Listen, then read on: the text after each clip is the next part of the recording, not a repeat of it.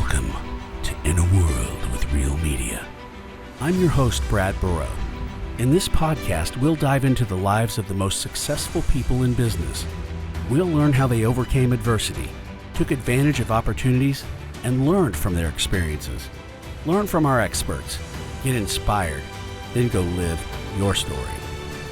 It's In a World with Real Media. Hello and welcome to the In a World with Real Media podcast. I'm Brad Burrow, and today we have Marc Shaffer, who is a CFP, an AIF, an EA. There's probably other things, but with Searcy Financial. And Marc and I have been friends for a long time, and we started out. Well, I met you in a networking group called Introducing Awesome. Yep, I think we were Introducing Awesome 2. They were first group, we were two. But we Right. were 2, and that was important too. But that was, thinking about it, maybe 10 years ago, at least 7. So it's been a while. So it's good to see you again. Yeah. So those were some interesting times. That was an interesting group too. You know, we had a very diverse group of people in that group, and with Mick and some people I've stayed in touch with real well, and others I need to reach back out to. So it's crazy how you see people once a month we were doing that 3 years, probably yep. 3 years. And then you blink and it's been 7 since I've seen some of them. So yeah, that's been a while, hasn't it? Mm-hmm. It's been a while. Well, COVID's been 5 now. I have to remind myself of that because I think of that. So it was before COVID.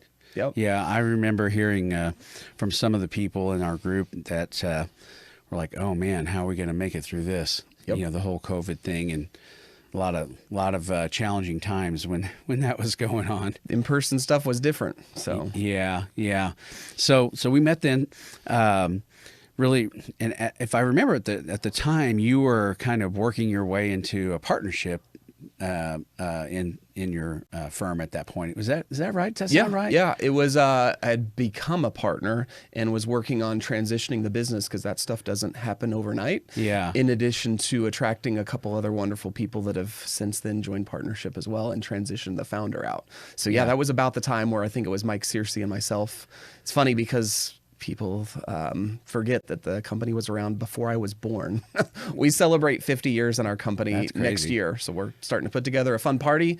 I was not there in 1976 when it started, so it has since transitioned from Mike Searcy to 4 of us, and it's kind of fun, the growth path we're on now. Yeah, awesome. So let's what I like to do on the podcast is make it very human interest from a business standpoint.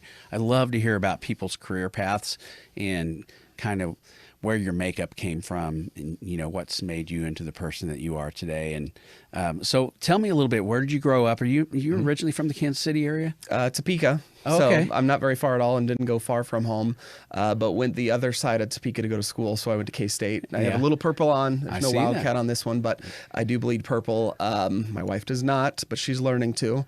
And we're making that work, right? She's KU med graduate, which is fun. No. I grew up loving KU. My parents love KU, and now I have to just talk about K-State a little louder with those people around me. Yeah. So it's all good. And Manhattan was a great place. Yeah, I saw on one of your posts you were talking about things to do in Manhattan. That's kind of cool. I just posted that. This week. I get asked so much because I kind of have branded myself as a K-State person and served on a lot of different boards associated with K-State. And people ask me, what should I do? I'm like, I keep kind of saying some of the same stuff, and some stuff gets left out, and businesses have closed there. The restaurant I worked at's closed. So I was like, I'm going to write a blog, almost like a nostalgia of a memory lane for me, but also for my friends at that time. And now I have an answer for everybody that asks whose son or daughter is going to tour K-State, but they're not an alum. Here's the blog post, read it. You can check it all out. But people are there quick, and Manhattan's small, but there's still plenty of fun things to do. So I have a couple things I wanted to say. My youngest, my oldest went to KU. Mm-hmm. My middle son loves KU, but he was a pitcher in college, so he pitched at several of colleges, and then my youngest is going to K-State. Oh, yep. So, and he loves it. He's just loves it up there. And back in the day when I was a full-time musician, do you remember Brothers? Do you remember the bar Brothers? Oh, yes. Okay. Yes. So it's changed to another name now. Yeah, yes. It's several reiterations. I think Bobby T's now, but yes, I remember it. So Brothers was, right on the main drag through Aggieville, but we would play there. That band I was in, there's several bands that played there, but I always loved that place. Yep. And that was when the drinking age was 18. So it was crazy. Yes. But we would play an afternoon set on Friday. I don't know if you ever remember that, if that was there when you were at school. But the afternoon set was a blast. People would come after school and we'd play just one set. Yep. And then we'd go back and rest and come back that night. And it would be literally so packed that you couldn't get off stage in between sets. That's what I miss about it. Yep. Wow, it was crazy. Those were some of the best times, that I can remember when I was playing full time. It's like the kids were all around you. I mean, the stage was right there. You're up in front of them. It was like a rock concert. And the nice thing about Aggieville being so compact, and a lot of college cities have this, is you get tired of that scene, you go to the next one, and it's 100 steps next door. Yeah. I miss live music, and the bar scene has changed a lot. Still live music, but not like Bat back Brothers then, isn't though. there. Another bar, like it almost is unrecognizable. Yeah. So when I was writing my post, I was like, I had to tweak some of it to say this was great back then. Here's what's there now. Yeah. But in any event, the end, and maybe you can relate to this, especially your son experiencing it now, is it's the people that kind of are wonderful. And a lot of cities can be said, but Bill Snyder even talks about it's the people that lead people to K-State and Manhattan. It's the people that have them come back, and then the ones that stay. And what I love is I have friends that live in Manhattan now. 20 years, I graduated 2005, so 20 years ago. It was the town you had to get out of to get a good job. The airport has improved, so you can now work in Manhattan and get to, I think, Denver, Chicago, or Dallas from their small airport. So people can live there, do the remote thing, raise their family, and that town has gotten bigger, but it's a place that people can stay even after they graduate now, which 20 years ago you did not do that. Yeah. Yeah, my son loves it. He's really blossomed there and gotten involved in some of the campus ministry stuff that's happening, which is really amazing. I mean, it's interesting you say that, because Manhattan was a direction I was probably going to go whether I went to K-State or not, and ministry was something I was interested in. Really? Manhattan Christian College is across the street from K-State, and I went to a church and grew up in a church in Topeka where I feel like half of the student life from Northland Christian Church is where I grew up, went to Manhattan Christian College. And at that time, there was some soccer scholarships going on, and then I did not pursue soccer. Yeah. My best friend from high school did, and second semester he was living with me in Marlatt Hall at K-State afterwards. Wonderful experience, but it's interesting how you have Manhattan Christian College, K-State's pretty much wrapped around it, right, by Aggieville. But at one time I was planning to be a youth minister. Is that right? Yes. Had no idea. Yep. Well, so my son's involved. Had no idea the podcast was going to go this way, but I love it. He's involved in Christian Challenge. Christian Challenge. Yep.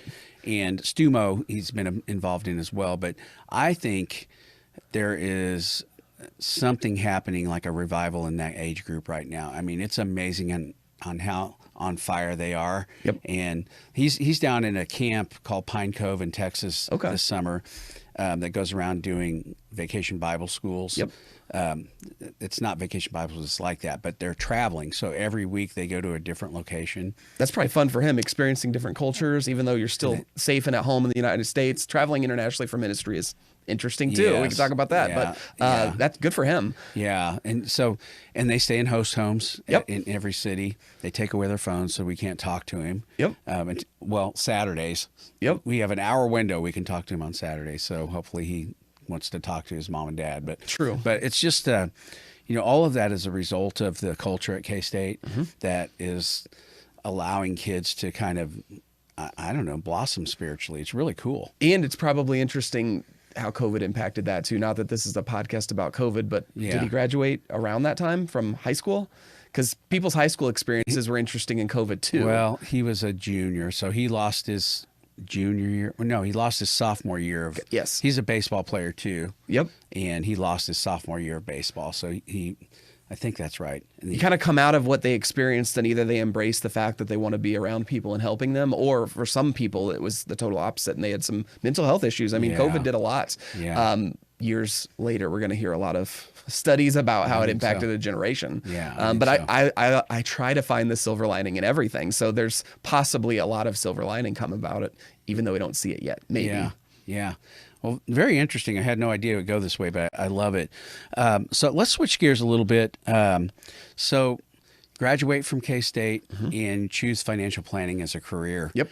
My middle son works at Fidelity now, nice. Yep. And so he's done the three tests. I know there's more. Yep. But that was a challenge. Yeah. He had to work really hard to pass those. Is a Series 7, I think, is one of them. I took that one. Yep. 2005 also. Yeah. You're right there. Well, in any career, there can be a lot of credentialing, and in finance, I don't know if there's hundreds, but there's a lot, and you kind of got to choose your path.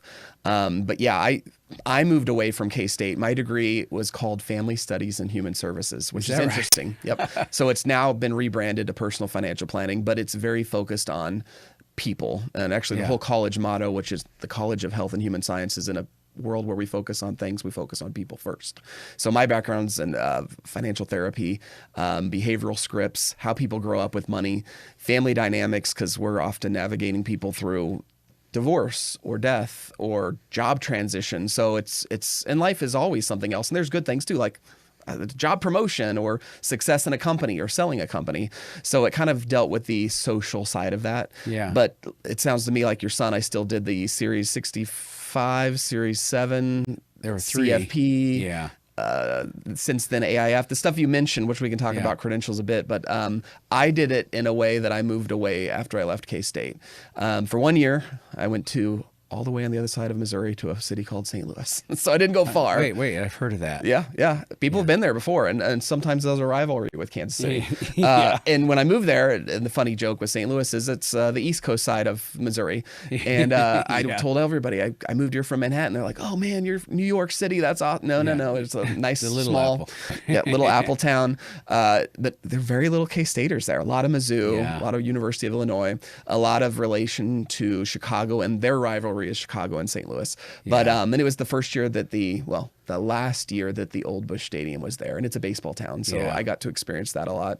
But having said that, move away from friends, relationships, didn't know people, so I was able to get those credentials all out of the way in 1 year. Like, I'd work at my job, I'd study, and because I didn't know anybody, I decided to get a bartending job at a bar in Clayton, Missouri, which was a block down from my financial planning job. So I change into the serving bartending outfit, walk down the street, work, and then I'd study after that. But I didn't have friends like asking me to do something all the time. Yeah. So while I spend a little time there and I say I didn't like St. Louis, I also didn't give it a chance. But I knew sooner or later I'd end up closer to home. And I've been in Kansas City now 19 years and at the same job for 19 years. So what was it about financial planning that you really liked? I mean, obviously you've made a career out of that. Yeah. I started in engineering. And so I actually, for those that are K-Staters, know that Marlatt Hall is an all-guys dorm. Fifth level of Marlatt Hall is all engineers, like a quiet hall for people that were serious about engineering. Yeah. And if you get far enough into engineering, you do like studio, and you kind of commit to it for more than 4 years, and you can't have a job because studio is your job, meaning time committed to learning that profession. And we could talk about travel, but I love man-made things. So civil engineering was of interest to me. Yeah. But I learned that I really liked people, right? And my parents saved for me to go to college, and they said, here's the money we saved for you. You should meet with our financial planner. And it wasn't a lot, but as an 18-year-old, I was like, I can do whatever I want then. And back then there wasn't 529 plans that are kind of earmarked for college funding. So there's consequences to use it for other things. So it was just after-tax money. So I bought a motorcycle. I was smart with it, and it lasted through college, but I also got a scholarship, which meant that as long as I kept a certain GPA, it was almost a full ride, which meant I didn't need to use this pile of money that my parents gave me. So I really got to know their financial planner, who was also in Topeka. And at that time, he was probably late 30s. Yeah. So very similar to where I am in my career now. I'm in my early 40s. But I got to know him, and I was like, I would love to do this. Like, why I should consider financial planning. Yeah. Went to the College of Business, and they had finance, as you know. But then how did I meet? A mentor of mine that I'm still in touch with today was I was in an organization called Silver Key my freshman year, and it's an honor society that does service projects around K-State. And he told me about the major in the College of Health and Human Sciences, and I joined that late my freshman year, and it took me 4 years to do K-State, and I'm sad it didn't take me 5. But that's kind of the story to fall into it, and actually maintain a relationship with my parents Edward Jones advisor at the time, and I did my internship at K-State my junior and senior year for an Edward Jones financial planner in Manhattan. So, okay. Yeah, and I learned Edward Jones is a great company, but back then it was more the door knocking and sales, and I would have failed miserably. Well, who knows? I didn't have the sales confidence. Has completely changed now, hasn't it? Yeah. Yeah, and that's we can talk about my book in a bit too. That's more about what it is, and Edward Jones is involved with those times too. So the people that can do that at a young age can do very well. Yeah. But also the financial services industry is less about sales and more about service than it used to be 20 years ago. So like everything else, it's evolving. But I loved my time at K-State, and the involvement in academics and then just student life was a wonderful thing that keeps me coming back. Yeah, that's awesome. So then how did you connect with Searcy? How did that whole thing happen? Because that's probably about when we first met. I have the business card that Mike Searcy gave me. I sat the major encouraged students and brought them maybe once or twice a year, and still do. So this is great. I had Financial Planning Association has a chapter here. I just had a meeting on Wednesday, so I sat next to a young K-State student. But now I'm thinking, that was me 20 years ago. Yeah. And I sat next to Mike Searcy at the table. Is that right? Gave me the card, and it's like fate. Maybe. But it's funny because Mike challenges me all the time. I've told this story a ton, but he's like, why would I hire you? You have no experience. Did he say that to you? Oh, yeah. And Mike and I have this relationship where he's always nudged me and pushed me. And so I thank him for it now, because it's like, well, everybody says that I never get a chance anywhere. And so I went to St. Louis, found a job there, but I called him, maybe 7 months, 8 months later, and I said, I don't know what you call experience, but I've passed a couple things, and I would really like to come back to Kansas City. And timing was right. So you reached out to Mike then? Yeah, I stayed in contact. It's funny because I coach a lot of younger, we have an intern that's here for 2 months, is you stay in contact with everybody. You never know what's going to come back around. Create your own database that's maybe not tied to your business, it's tied to you personally, because things come up years later, and social media helps with this, LinkedIn, particularly if it's a business relationship. But 20 years ago, it wasn't like that. You didn't just connect with everybody. Yeah. So I kept business cards, and I have business cards from 2003 to 2005 of people I was meeting as a student for opportunities. So, and I think that I always knew I wanted to come back to Kansas City or to Topeka. Actually, I almost took a job in Lawrence. Almost went to the dark side for a bit. But Mike Searcy was hiring at the time, and little did I know he was transitioning someone out. So I was replacing somebody, but it worked out really well. That person had 2 weeks to train me. So going from a fine job in St. Louis, but it was a newer firm that didn't have like structure in place. They said, you do our financial planning. They were 3 guys that started a firm 3 years ago and wasn't really established. Yeah. They're doing great now in St. Louis, by the way. But I needed, as a 22-year-old, tell me what you need me to do. I need help. And they needed a lot of help at Searcy, and they gave me a lot of responsibility. And so learning very quickly was good. But man, I was overwhelmed for the first few years. In a good way, right? If you get pushed, if you step up to the push, it's a good place later on. Yeah. So that was 2006, and that's been since. Got more credentialed after the CFP and those series exams we talked about.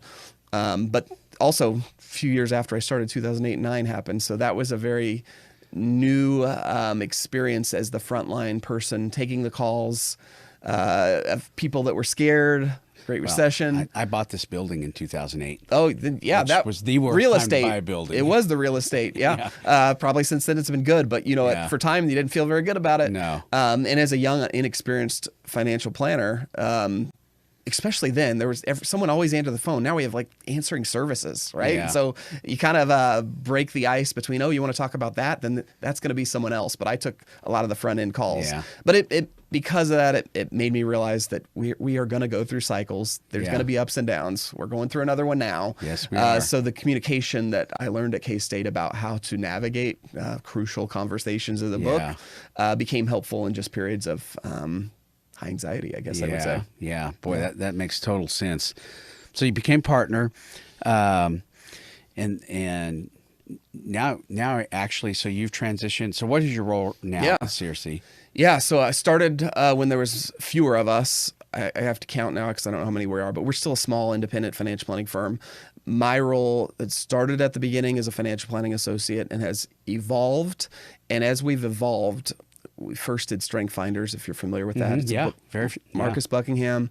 So this is probably 15 years ago. What strengths do people have, and how do we get people in flow, working on what they're best at. Yeah. And that was really nice because at some point you grow a business and you get to scale and you get to hire for things you aren't as good at, right? And so mine kept falling more into, you don't want to make the calls to clients, but I do. I don't want to do all the investment research and be behind the computer all day. So it was kind of like, let's just trade that. Like we can all win here, and you like doing that. So and you're more of a relationship guy then. I kind of kept falling into that, and I was never hired to do sales or development, but it kind of started happening after a while in terms of the enjoyment of it. And there's a whole story of when I started, we worked with clients, and I think there was a minimum of $1 million. Yeah.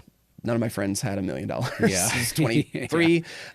We created a second company that does allow for helping people with no minimums. We can talk about that for a bit, but that allowed me to at least meet with people and find a spot to help them, where otherwise I'd meet with them and say, oh man, I'd love to help you, but you don't have $1 million. Call me in 20 years or never, or right. And nobody's going to do that because they should have established a wonderful relationship by then. But my role kept kind of learning what I can delegate, and delegation is a skill I'm still learning. Yes, Yep. As a perfectionist, it's hard to delegate anything. So we kept hiring people that were talented in different areas and used a tool called the Culture Index to do that. Yeah. And so my role as a partner to Mike Searcy was to kind of learn and evolve, because we knew that eventually the business would transition with the primary responsibility of making sure clients would be okay if Mike was not working for his own firm anymore. Yeah. So I was that relationship with existing business, but it led to a comfort level with finding new business. Yeah. The things I was not good at, well, I'm not the CEO. So I don't do the operations part of the business. I do not do training and one-on-ones. So there's a partner that does people things, HR. I do not do the investment research anymore. So there is more of a back office CIO, chief investment officer, that also does our technology. Like I like it when technology works, but setting all this up, I'm sure is a lot of work. So I don't have to worry about that. Matter of fact, I go in today and there's a new TV on the wall. The computer's hooked up. Might be ready for my meeting. But my role that everybody knows and appreciates, because it isn't easy, although it looks fun, is to be out in the community connecting people and resources. And of course, that leads to business development, but I do it in a way that doesn't have any expectations. So let's switch gears. That's awesome. Let's talk about the book. Yeah. One for All. And the idea behind supporting others, I mean, that's been a big part of your mission since I've known you, you know, really supporting non-for-profits, you know, other organizations, helping people. Talk about that a little bit. Yeah, I personally, I decided to go the route as a person in a company to grow revenue, but do it by giving back, doing well by doing good, right? And what I have kind of taken to heart, and I heard it from a long time ago from, I think it was Brian Buffini. If you don't know who that is, he helps coach real estate agents how to be wonderful agents, but he helps other industries. But he said it, and I say it in my book. It's an Irish proverb. If you hand it out in slices, it comes back in loaves. And so I kind of like, well, that's it.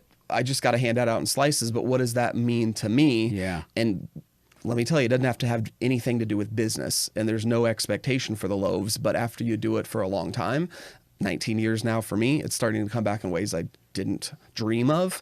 Some of them financial, some of them content, some of them in relationships. Yeah. But what I learned is, well, years ago, Mike Searcy asked me to write a process for how some of these people were finally saying yes to hire us. I was like, it's not a check 10 things and then they transfer money. We do financial planning. It's wonderful. Yeah. I said it's more of a culture, and I don't know if I can create a checklist. At one time, I created this whole process that was just ugly writing, and then it was probably a little over a year and a half ago. Someone said, "Why you present on how you develop relationships? Why don't you write a book?" And I was like, "Because I don't have time to write a book." Yeah. But there are wonderful people that can help with that. Streamline Books. We can talk about my process. Yeah. But the book was really internally what I'd like to do for creating a culture in my team of how we grow our business is just by helping other people.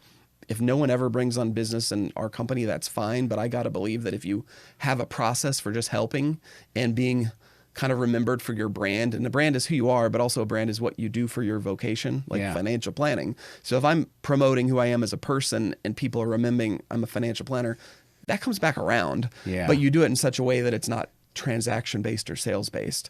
So the reason it's a process in the book too is because when people get busy, guess what slips? Like it's easy to say, well, I guess I don't have to think about helping people because I have enough business now. Yeah. But if it's a process, you just keep going through how to help them when the next thing comes up. Over and over. And you do it with people that will never become clients. But I'll tell you that some of those people that aren't clients became the best advocates that introduced people that were. Yeah. And so what looks like overnight, like I'll call it success, but winning of new business to my team, the book is about all the other things that go on behind the scenes about helping people to arrive at the yes, or I want you to help me, or your team's, we need your team to do this for us.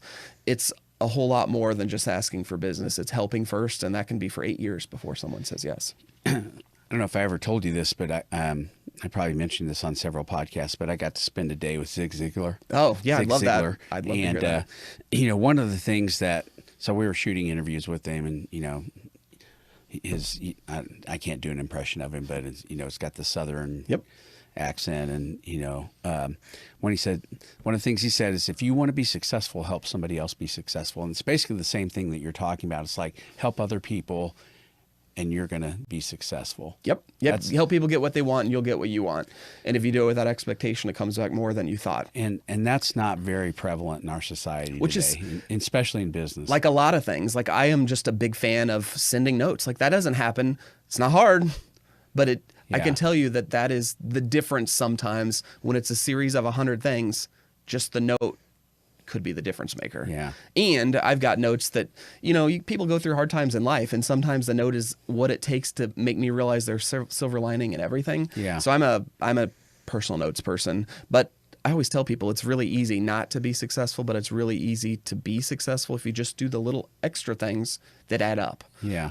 It's not rocket science, really. I'm not doing, we work with a lot of physicians. I'm not doing rocket science, or I'm not saving lives, but the work we do is very important, and it's good to stand out. Yeah. Yeah. That's great.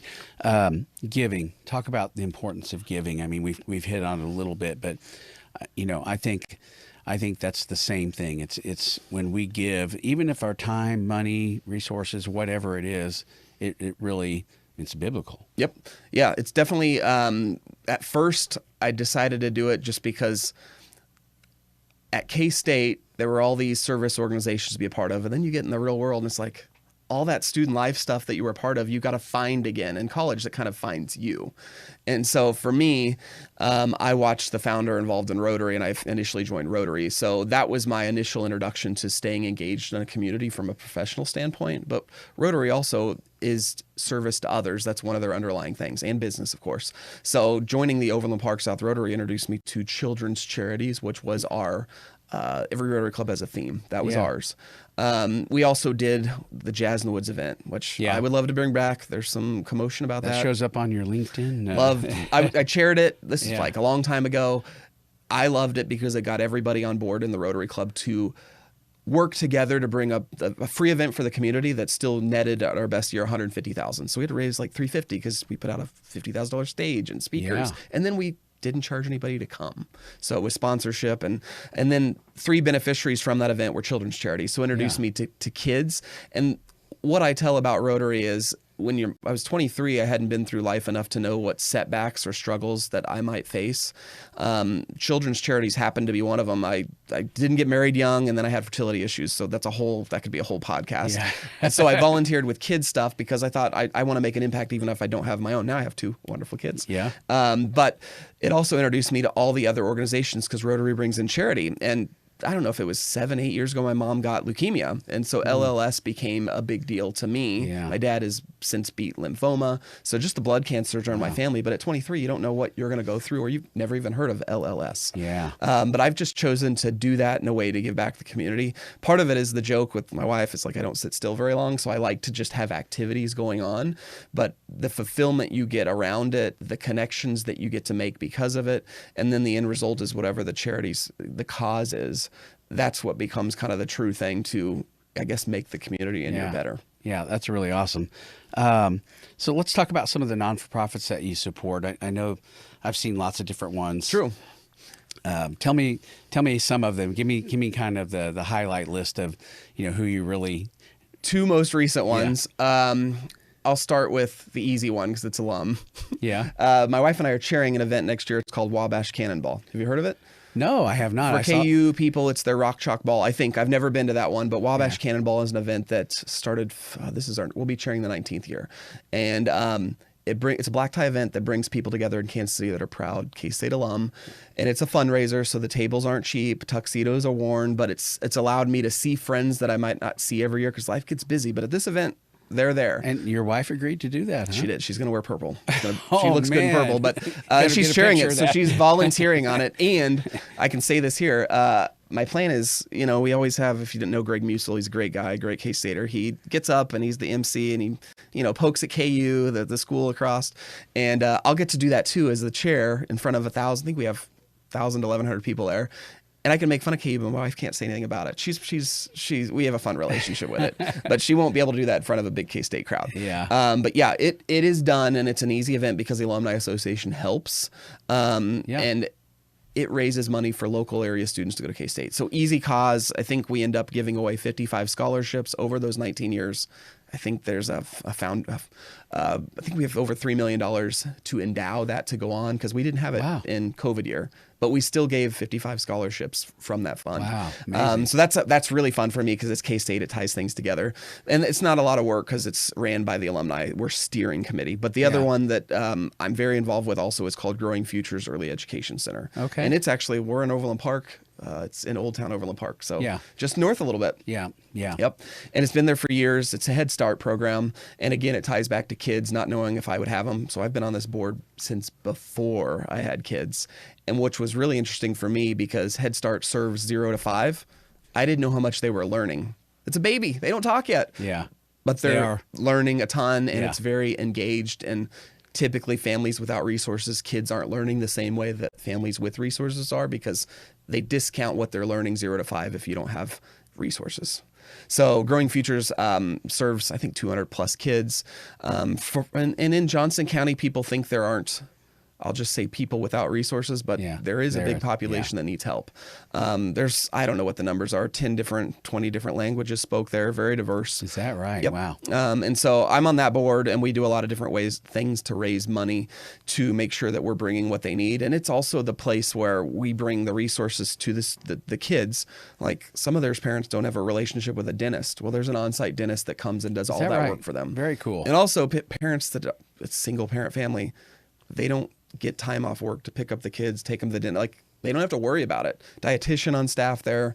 So these kids are graduating the program and going to kindergarten ready significantly more than they would have from other daycares and homes. And I send my kids to daycare, and it's expensive. Yes, we spend a lot of money. Very expensive. But I will tell you that I'm proud to help Growing Futures because they're doing a wonderful job serving kids that need it, and the families. They're advocates for the families too. So how would somebody reach out to them? I would love to connect with someone that's interested in early ed. So reach out to me. But Larry Lewis is our executive director, and I'll tell a quick story about him too. Yeah. That's why I'm staying engaged.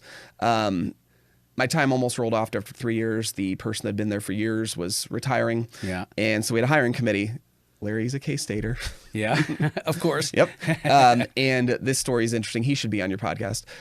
He played football for Bill Snyder. Yeah. And Bill Snyder said, you need to volunteer in the community like he does to all the athletes. He volunteered for the Boys and Girls Club in Manhattan, Kansas, which led him into an interest in early ed childhood. Yeah. And he worked for Boys and Girls Club for years after he graduated from K-State, but he came to us with a new passion. Also a man in early ed. There's not a lot of men. Yeah. I mean, even now, we just hired a new development director and it's another man, which is awesome. Yeah. But the whole other staff, it might be all women. And men in children's lives is very important. Yeah. So I love, and Larry's a minority. I love that he's leading with that. So Larry has coffee with anybody as well. So I would love to connect anybody to Larry Lewis. Yeah, that's awesome. Very cool. And then the Wabash, what is it called? Wabash Cannonball. Yeah. Yep. Cannonball, like the song. Yep. But and it's the dance at the football games. Yep. Cannonball. It's unique. So if you want to learn about that, the Alumni Association puts it on. So if you go to that website, you'll learn about it there. That is a once a year event in Kansas City. It's gotten so popular that I think it's now in Denver. North Dallas, Houston, smaller, less K-Staters, but I would love to host people. But that's it's usually late February, the last Friday in February. So the planning has started. Yeah, for next year. Awesome. So let's switch gears a little bit. I have just a couple more questions. One of them is about the future of financial planning. Yeah, I mean, we are inundated with AI and let AI do your stock trades. And, just crazy stuff happening. I mean, every business is dealing with that. What about financial planning? Yeah. So I think I led into it earlier. Is 15 years ago, we started this subsidiary company called Alum Investment Advisors. And at that time, robo-advisors were coming about. Do you remember this? Like someone will manage the money actively and it's like a robo-advisor. There's no human attached to it. And we thought that human still needs to be attached to it. And my degree and all financial planners can relate to the biggest value you bring is the human interaction, the telling you you're doing it right or coming and saying we need to get on the same page. The questions you ask people that make a lot of times a husband and wife think differently about the future, because when you're busy with kids, you just get through the day. And you think about tomorrow, let alone 5 years and 100 years if you want to leave a legacy. So Alum was created to compete with the robo-advisors and just manage money. Well, people hired us, they worked with us, and then they wanted more, which led me to believe that the robo-advisor industry, there's a place for that. There's also a place for TurboTax. People will do their own tax return and say they don't want an accountant, right? So we are in the business to help the people that find value of the open dialogue about leading people to where they want to go. Because when people get busy, it becomes less of a priority. Kind of like a personal trainer. Like I could work out on my own, but I'd sure do a whole lot better if I have someone pushing and leading and then telling me when I need to do something different. So I will tell you that it's almost 20 years in this industry. There's always something else. And the something else lately is AI. And I love it. I've started using it for a few things that are not competing. And we can talk about a couple of those, but that are helping. And I read on message boards. I'm a Reddit person. So when I can't sleep, I can read for too long on financial planning Reddit boards. But I think the younger generation hasn't started grasping that there's still a human element needed. So they're really worried about this. And I can tell you on the other side of it, we still have people helping. We're confident in what we're doing, but we already have relationships where maybe young people don't have established relationships. So partnering with a firm, I think, is what the answer is for young people. But AI, one of them we just got is one that listens in on meetings. So I could turn it on my phone right here, and it would interpret. I did it yesterday with a client and sent her the analytics from it. And the analytics is, I talked 49%, you talked 50%. And then here's when you were excited and what you were excited about. Here's when you were anxious and what you said, which reinforces what you need to bring back up or readdress, because you shouldn't let anxious things sit, right? And some people can get that out of a meeting, but now I don't have to sit there and take notes. Like she was nervous about this and I need to talk about it. You just have a dialogue and you have all this like data available to you afterwards to do something with. So I'm using a tool called Fathom. It's very similar. Very similar. And man, I tell you what, but the problem with Fathom is it only works on Zoom calls or online calls. They need to come up with a version that you can set on in a meeting. It records everything. It recognizes everybody's voice and do the same thing that it does on a Zoom call. And it's getting better. And I don't know about Fathom, but Jump is what we're using. And Jump's made for financial planners because it's secure data. You're talking about finances. Right. So it's made for the wealth management industry. But I've used it because I'm in a coffee shop. And if I'm at McLean's, sometimes it hears the conversation right over there. So it's not perfect because it's loud. But I have used it in client meetings where maybe the internet wasn't connected. But I've learned that you have to introduce yourself. Like I'm the financial planner. I'm Mark, and then it will pick up on the voices. I used it for fun. I was at a hemp event, and the hemp events, like tell your story. Go around the table. I turned it on, and it captured everybody's information at least, because otherwise I'm like, that person worked for that company. I want to reach out to them. Now I have it all recorded, and it records it and saves it for you. So even if it doesn't decode it or whatever that word is that it gives it to you in text, you can go back and listen to it. I mean, Fathom is, when you're actually on a Zoom call, it's amazing. I mean, here's the to-do list. This was the pain point. And then it can analyze all of the data based on what the conversation was about. With this sales call, was this a marketing thing, or was it, Exactly. So I can even push a button now that says this was a new discovery meeting. And when I'm meeting with a new potential client, I want it to capture a whole lot more about their family, because I want to know about them. Where it's a client meeting, I should know all of that. So you can interpret the notes to be different based on what type of meeting it is. And now, because it's trainable, we're asking it to, I'm hoping that I had to substitute and do the secretary minutes for a board meeting. I'm not very good at that. But if you can do it on here and it says second motion to approve and it captures like minutes of a meeting, you can teach it to do stuff like that too, because that is not a fun, I don't like that job. But there's other things you can teach it to and it will only get better. So I'm excited. That's just a listening tool, but AI in general, I use it to answer some clients' questions with additional clarity over what I already know. Or sometimes I have a bias in what I'm saying to somebody. Take the bias out of it or make it sound less. It's all about forceful. the prompts. Yes. You know, when you're doing that type of thing. So we have a client that we're working with that does lawn care, and 28 videos on different, you know, here's verticutting, here's hand mowing, you know, that kind of thing. And so they wrote they used AI to write all of their scripts.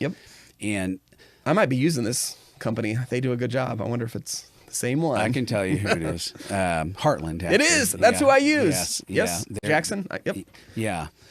So they're really awesome. But so we're doing all this content for them to explain different services, you know. But the problem is and Sam is the one that was doing the voiceover. Great, you know, that was fine. But the problem is that the AI writes things kind of in a flowery way, and it doesn't sound like them necessarily. True. And that was kind of he asked me about all of the scripts, and I said, well, they're great, but I'm concerned they don't sound quite like you. You know, and so I think AI can get you to a place that's pretty good, but you still need to have your touch on it. I agree. That makes sense. And totally. So you leverage it as an extension of you.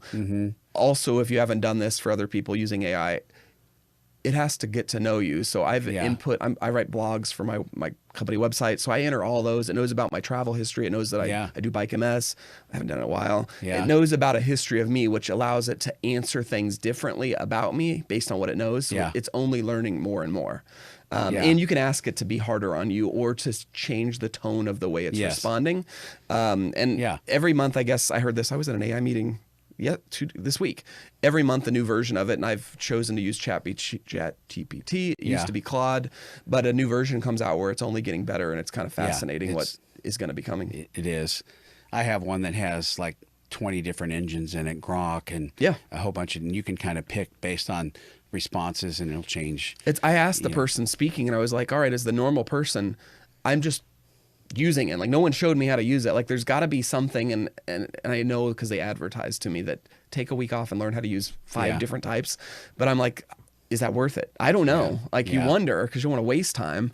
But if you don't start, you never learn. So starting is what I just tell people to do. We're using it also, like we're working on a documentary right now on the history of women's basketball, and it's all pre-Title IX, so before 1972. And so a lot of the media that we have are still images, but they're pretty low res, a lot of cases, grainy. So we're using AI to actually up-res those to 4K so that they can go into the documentary, and it's pretty amazing. And you know, we've been working on the documentary 3 or 4 years now, and just in the last year and a half, just seeing the difference in its ability to up-res and to... Or faster. Sometimes it takes a long faster time. And the results are, you know, when we first started, for example, like if you added in a background or something like that, it would do weird things like give people 6 fingers and, you know, things that... Now it's like not doing those types of things, and it's getting better and better and better. Yeah, I think the AI person that spoke at a group I was at called it AI hallucinations. So whenever they have little mistakes or it didn't capture something, and that's the stuff that's getting better and better. But the energy it uses to make video, and that's just crazy to me. So I have, like, not to go down this rabbit trail, but energy. That's probably a really good investment strategy right now because of AI. I mean, I know scarcity, not enough, the demand, the things people are going to be using it to do that maybe they're not even allowing us to use it for yet because of that. Is going to open up. Well, Meta they're building energy plants now. Isn't that crazy? Well, they recognize the demand is only going up. Pretty interesting. Do you see AI doing the actual investing side? Oh, that's interesting. I think that instead of that, let me tell you how we've done it for years before AI. It used to be you'd have to hire a CFA on your team, and they were full-time. What's CFA? A chartered financial analyst that is more investment-based than planner-based. But they'd be on your team. They do the full-time work. Now, well, this is the last 30 years. Yeah. CFAs work for a company that provides opinions and research and analysis on things. So you subscribe to that. Now, AI to me is a whole other extension of that. Now you subscribe to AI to help you make your investment decisions on what you're doing with your client's money. So it's not that you're outsourcing it and AI does it all, but my opinion, just like using a newsletter or an analysis to do it, it just becomes more efficient, which means that you can do more value added stuff for your clients or on the investment side to get more specific. But I don't think it's going to take over, but I will tell you there's ways to use it that are going to be a lot better than what we had before. Yeah. And like anything else, people will choose to use AI for a few things. And for like H&R Block, you can do your own tax return and not use an accountant. Right? They're probably going to become a use AI to do your financial planner, and some companies or financial planning. Some companies going to be like the 800 number to the person trying to do it themselves. Yeah. So they're not really by themselves, and that's a service, but it's less. Yeah. So it's just creating, I guess, different models for doing some of the same stuff for the DIY people, maybe. Yeah. Yeah. It's interesting. Yeah. I mean, I get inundated with, let AI make your stock picks for you and do your buying, and it's like, I don't know, that sounds very smart. You probably have a P&L. It's interesting to remove company names, and you can put like P&Ls in there and say, based on this 3-year track record, where's my company going to be? If I have the same expense increase over 3 years, the same profit, it'll tell you what things should grow to. And that I'm the CFO, so I used to build spreadsheets and pro forma that can be done in seconds. Yeah. But you got to be careful what you put in there, because it can become a part of the open model of information out there. Yes. But Yes. I'm a spreadsheet guy, even though I'm a relationship person, and it's creating some interesting ways to see data differently, which I get excited about. Yeah. So what's the future of Searcy? What do you guys... Yep. And we'll close after this, but tell me what that looks like. We are continuing to grow. We now have our intern from Utah Valley University. We have 2 employees that are in Salt Lake City. So it's interesting that we're not just here. Half of us are remote, 2 now in Phoenix, 1 in Omaha, 1 in Charlotte. So we are doing EOS. Do you know what that is? Yes, I'm very familiar. Joe Calhoun is... talk to him almost daily. There's great EOS coaches. We are doing it without a coach, but that may be changing because we're doing it. We're in June now, so we're 6 months into attempting to do it on our own. Red Traction, Red Rocket Fuel. Yeah. So that is on board to say where we're going, growth. We're growing. We want to continue to be involved in the communities where our team is and where our clients are. And based on the book and the culture we're creating, giving back in those communities is very important to us. But we want to, and this is what has happened from the legacy that Mike set, become a firm that goes on forever. So there will be a G3. And so now we're already cultivating the leaders of tomorrow that will be taking care of me when I'm retired. Because we're taking care of Mike, even though he's retired, we're still part of our team. Yeah. But that's the hope, is that you get great people, and people are your greatest asset. That's awesome. So from a big standpoint, I don't know. We're bigger than I thought we would be several years ago, but it's a fun ride. It's weird just not knowing all your clients, because I remember being small at one time, and it was a relationship with every one of them. But other people have those relationships on the team. Yeah, that's right. Well, that's awesome. EOS is a really cool, and it feels like to me EOS has just kind of come out of nowhere the last 5 years. More and more people are trying it, which means there's more and more certified coaches doing it. But the results speak for themselves. Yeah. I can already see 6 months in why they call the book Traction. It's starting to work for us, and like anything, it takes time, but it makes me excited. Yeah, that's awesome. Well, it's really been cool. How would somebody get a hold of you? We've got the website up here, but what's the best way to get a hold of you? I'm a Facebook guy. It came around when I was in college. That's an easy way to connect with me, and I share a lot. Yeah, younger people haven't. You better get on TikTok and Instagram. Yes, I'm working on that. But that's LinkedIn, of course. I love LinkedIn. Yeah. Always, you can email me. I'm an open book on email, and I'm a yes right now person to all coffee. So I'm willing to sit down with people. I have a Calendly link, but certainly you can find me on the website searcyfinancial.com, and that's where all my contact information is. Okay, awesome. Well, I hope people reach out to you. So the last thing that we always have to do that you are somewhat prepared for is this is the In a World with Real Media podcast. And, you have to do the music. You got to do the Hollywood, voiceover guy. So to do it, you got to get really close to the mic and you go, in a world, like that. So, and what's the last part? In a world? With real media. Okay. So look right into this camera right here. And okay. In a world with real media. I need to practice more. That's that first and only. You might have a career. Yeah. Well, you call me. Career. I'll have a price for that. But I'll have the bat phone, and I'll give you a call. Mark, I need you over here. Yes. So, well, I really appreciate you being on the podcast. This has been really fun, and it's fun kind of catching up with you. For sure. It's been a while since you and I. We'll have to do an alumni group for introducing us. We need to do that. Sometime. We need to. I know Mick's tried to do that over the years, but we've never been able to quite pull that together. So that would be fun. I might take responsibility for that. I'll be in touch. Yeah, that would be fun. So thank you for joining us. This is the In a World with Real Media podcast. Please share this. Please subscribe. Tell people about it. We'd love to have more people on our podcast. We love talking to people. So get it out there, and we will see you next time. This has been In a World with Real Media. Thanks for joining us, and be sure to subscribe on iTunes and follow Real Media on Facebook, Instagram, and LinkedIn so you never miss an episode.